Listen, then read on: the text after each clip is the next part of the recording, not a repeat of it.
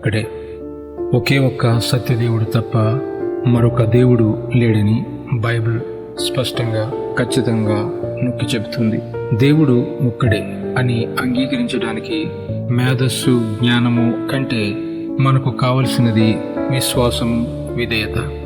ఆజ్ఞలలో ప్రధానమైనటువంటి ఆజ్ఞ ఏమిటి అంటే, మన దేవుడైన ప్రభువు అద్వితీయ ప్రభువు, అనగా ఒక్కడే ఉన్న దేవుడు. నీవు నీ పూర్ణ హృదయంతోనూ, నీ పూర్ణ ఆత్మతోనూ, నీ పూర్ణ వివేకముతోనూ, నీ పూర్ణ బలముతోనూ నీ దేవుడైన ప్రభువును ప్రేమింపబడెను. ఇది ప్రధానమైన ఆజ్ఞ అని మార్కు సువార్త 12:29 వ్రాయబడి ఉంది. సర్వమానవాళికి దేవుడు ఒక్కడే. ఆయనే సృష్టికర్త. ఆదియందు భూమి ఆకాశములను సృజించిన వాడు. ఆ ఒక్కడే ఉన్న దేవుడైన యెహోవాను ప్రతి ఒక్కరూ ప్రేమించి ఆయనను నమ్మవలసి ఉన్నది.